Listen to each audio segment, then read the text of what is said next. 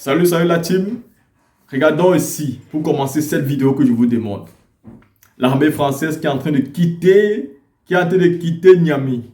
Ils sont en train de quitter le Niger petit à petit. Oui, dans cette vidéo, vous pouvez voir, vous pouvez même lire sur mon visage la joie qui m'habite aujourd'hui. Parce que le Niger vient de gagner une bataille. C'est vrai que la guerre n'est pas encore gagnée, mais le Niger vient de gagner une bataille extrêmement importante.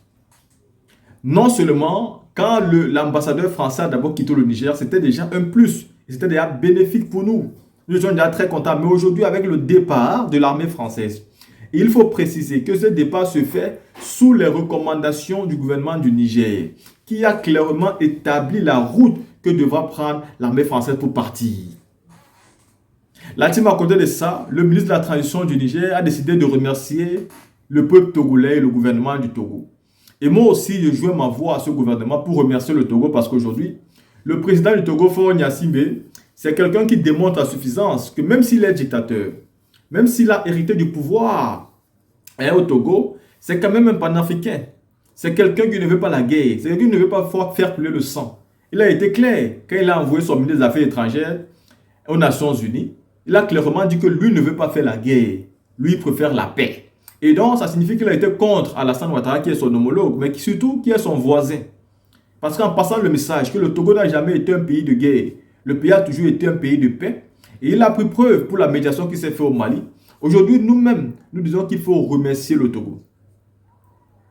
Il faut remercier le président du Togo, car tout ce qui se passe aujourd'hui est incarné par son unique envie de faire une politique différente. Donc, même si nous ne sommes pas d'accord avec lui dans la façon dont il gère le Togo, dans les accords coloniaux qui existent depuis la nuit des temps, dans le fait qu'il est hérité du pouvoir de son père, dans le fait que s'il est là, c'est pas la dictature, parce qu'il faut le savoir. Un pouvoir ne peut être éternel. Parce que quand on veut gouverner éternellement, on corrompt éternellement. Et quand on veut gouverner éternellement, on va forcément privilégier son ethnie au détriment des autres ethnies qui, un temps soit peu, vont forcément se réveiller un jour avec une envie d'une révolte totale et où on va créer souvent des catastrophes dans les pays. Voilà pourquoi le gouvernement doit quitter d'une personne à une autre. Et on ne peut pas t'aimer indéfiniment. Ça veut dire, même si on t'aime et qu'on veut que tu gouvernes, un moment viendra où le peuple aura envie de te changer. Mais cette dynastie qui reste au pouvoir en Afrique, 10 ans, 15 ans, 20 ans, jusqu'à 40, 50, c'est pourquoi vous avez vu par exemple la famille Bongo, ils ont fait 56 ans au pouvoir du père au fils. Je dis, vous pouvez voir que M. Paul Biya, lui là, il a dépassé les 40 ans et certainement son fils Franck Biya aussi viendra faire la même chose. Cette dynastie-là vont dire qu'on les aime, ce n'est pas l'amour. Un pouvoir éternel va forcément corrompre. Et tôt ou tard, le moment viendra où le peuple dira non. Et c'est de la façon dont le peuple dira non qui est souvent le plus dangereux. Parce que le peuple sera encore l'unique personne qui perdra plus. Voilà pourquoi vous allez voir que beaucoup de personnes essaient de calmer le peuple pour éviter souvent, c'est-à-dire des mobilisations, des manifestations. Parce que la majorité des personnes qui perdent, c'est souvent le peuple. Mais quand le peuple se lève vraiment, de manière unique, gagne. Nous avons vu ça. Le peuple gagne. Mais dans certains pays, le peuple ne se lève pas. Le peuple a peur. Le peuple est incapable de se lever. Ils sont concentrés dans la bière, dans la musique, dans la fête, dans la recherche des petites filles. C'est seulement ça qui les intéresse. Ils ne sont pas intéressés à la chose politique. Ils pensent que la politique n'est pas leur affaire. Pourtant, la politique les fait tous les jours.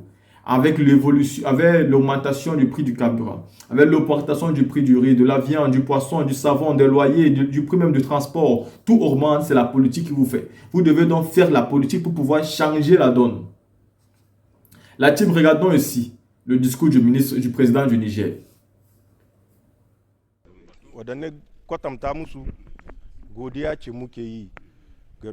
Je remercie tous ceux qui sont venus du Togo pour nous apporter leur soutien et aussi pour ce geste patriotique à l'endroit de leur pays, le Niger. Que Dieu vous bénisse. Nos remerciements vont aussi à l'endroit de tous les Nigériens résidant au Togo qui ont eu cette initiative salutaire. Comme je le dis à chaque occasion, et nous le savons tous, l'être humain n'est pas parfait. Mais dans tout ce que nous entreprenons, même si l'on constate quelques défaillances que ce soit, retenez que cela ne dépend pas de notre volonté et ce n'est pas fait exprès. Aucun citoyen ne veut voir son pays dans de mauvaises postures. Si c'est un digne fils du pays, un citoyen honnête, jamais de sa vie, il ne souhaitera du malheur pour son pays. Ce que je veux dire par là, c'est que nous agissons tous et toutes pour le bien de notre pays, pour que le Niger avance vers le progrès, en évitant toute cupidité. Par ailleurs, certes, nous avons les échos de ce qui se dit un peu partout par rapport à la lutte contre la corruption. Mais il faut que vous sachiez, la justice doit être indépendante et il faut nécessairement respecter les prérogatives des institutions. Aujourd'hui, dans notre pays, il y a des hommes et des femmes qualifiés pour gérer l'appareil judiciaire de l'État. Mais si moi, en tant que militaire, je dis que je vais jouer le rôle du juge, ou quelqu'un parmi nous dit qu'il va usurper le rôle d'un juge, d'un opérateur économique ou d'un entrepreneur autre, cela va sans nul doute créer de la confusion dans les affaires de l'État. Et c'est pourquoi j'en appelle à la responsabilité de tous les Nigériens, que chacun s'active pour travailler avec sincérité, équité et patriotisme. Craignez Dieu dans tout ce que vous allez entreprendre et dans l'exécution de toute tâche à vous confier. Tout celui qui trahit la nation, Dieu le sait et le voit, et Dieu est notre témoin. Et comme le dit un adage Hausa, la confiance est le chant de Dieu. Quiconque la viole rendra compte à Dieu dès ici-bas. En ce qui nous concerne, c'est le Niger qui compte. C'est le Niger que nous avons mis en avant. Nous avons mis notre pays en avant de toutes choses parce que c'est notre nation unique. Nous n'avons pas un autre pays en dehors du Niger. Si parmi vous, il y a quelqu'un qui connaît un autre Niger que celui-ci, qu'il nous le dise. Donc, nous n'avons qu'un seul pays, une nation unique, qu'est le Niger. Nous devons tout faire pour sauver notre pays, pour qu'il se développe. Aujourd'hui, aucun Nigérien n'est fier quand on dit que le Niger est le dernier pays au monde. Cela nous choque, car nous savons que c'est dans leur mentalité que certains Nigériens ont accepté ce rang de dernier pays au monde. Mais dans la réalité, Dieu a doté notre pays d'immenses richesses et il ne nous a pas classés en dernière position. Plaise à Dieu, nous avons une vision, un objectif radieux pour notre pays. Comme le disaient les jeunes filles chanteuses nigériennes, nous voulons que le Niger soit la clarté de la lune qui illumine l'univers. C'est ça notre vision et c'est l'objectif pour lequel nous nous battrons pour que notre pays, le Niger, soit au devant de la scène internationale, au premier rang des pays riches et décideurs de ce monde en toute souveraineté. Dans cette logique, même si par ailleurs nous commettrons quelques défaillances, Dieu nous est témoin, cela n'est pas de notre volonté. Ce n'est nullement de notre volonté de nuire à notre peuple.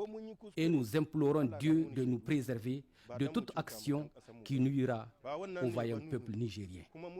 Je vous remercie encore une fois et j'implore Dieu pour qu'il fortifie la cohésion et la fraternité entre les Nigériens. Ceux qui distillent des propos de division entre les Nigériens, qu'ils sachent qu'ils ne font pas du bien à leur pays, ni à leur peuple. Donc j'en appelle à leur conscience s'ils en ont une. Ils doivent cesser cette turpitude. Que chacun fasse un effort, un sursaut patriotique pour travailler sincèrement pour que le Niger avance vers le progrès et pour que notre objectif d'un Niger radieux soit atteint. Que Dieu bénisse notre pays, le Niger et son peuple et vous ramène dans vos familles respectives dans la paix. Le Niger a toujours besoin de tous ses fils et ses filles, qu'ils soient à l'intérieur ou à l'extérieur du pays. Que Dieu nous assiste tous.